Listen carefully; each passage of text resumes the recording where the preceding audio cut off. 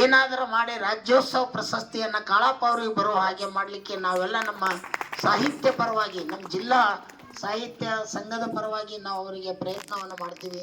ಅದಕ್ಕೆ ಮಹೇಶ್ ಸರ್ ಅವರಿಗೆ ಮಾತನ್ನು ಹೇಳ್ತೀನಿ ನಾನಂದರೆ, ಅವರಿಗೆ ಬೇಕು. ಯಾಕಂದರೆ ಇವತ್ತು ಪ್ರೂವ್ ಬೇಕಲ್ಲಿ, ನಾವು ಬಾಯಲ್ಲಿ ಹೇಳಿದ್ರೆ ಆಗಲ್ಲ.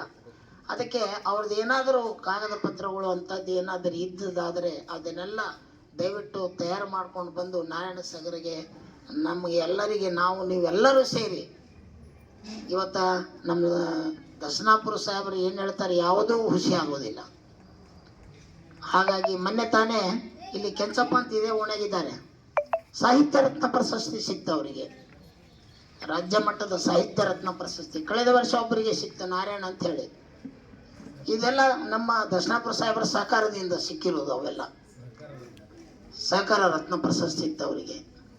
ಇಂಥ ಪ್ರತಿಭೆಗಳನ್ನು ಇಟ್ಕೊಂಡು ನಾವು ಸುಮ್ಮನೆ ಕೂತೀವಲ್ಲ, ಅದಕ್ಕೆ ನಾವು ದಡ್ಡರಾಗ್ತೀವಿ ಈ ವಿಷಯದಲ್ಲಿ. ಹಳೆ ಮೈಸೂರು, ಬೆಂಗಳೂರು, ಮೈಸೂರು ಕಡೆಗೆ ಏನು ಕೆಲಸ ಮಾಡಿರಲ್ಲ ಪ್ರಶಸ್ತಿ ತಗೊಂಡಿರ್ತಾರೆ. ಇಷ್ಟ ಜ್ಞಾನ ಸಂಪಾದನೆ ಮಾಡಿಕೊಂಡು ಇಳಿ ವಯಸ್ಸಿನಲ್ಲಿಯೂ ಕೂಡ ಜೈಮಿನಿ ಭಾರತನ ಕಂಠಪಾಠ ಹೇಳ್ತಾರಂದರೆ ದೊಡ್ಡ ಪ್ರತಿಭೆ ಅದು. ಸೊ ಹಾಗಾಗಿ ಅದನ್ನು ಕೊಡಲಿಕ್ಕೆ ಅದು ಏನು ಮಾಡಬೇಕು ಅದನ್ನೆಲ್ಲವನ್ನು ಮಾಡಿ ಬಹುಶಃ ಆ ಹಿರಿಯ ಜೀವಿಗೆ ಒಂದು ತೃಪ್ತಿಯನ್ನು ತಂದು ಕೊಡುವಂಥ ಕೆಲಸ ನಾವು ಮಾಡೋಣ ಅಂತ ಹೇಳ್ತಾ ಮಾತಾಡಲಿಕ್ಕೆ ಅವಕಾಶ ಕೊಟ್ಟಂಥ ತಮ್ಮೆಲ್ಲರಿಗೂ ನಮಸ್ಕರಿಸಿ ನನ್ನ ಎರಡು ಮಾತುಗಳಿಗೆ ವಿರಾಮ ನೀಡುತ್ತೇನೆ. ನಮಸ್ಕಾರ.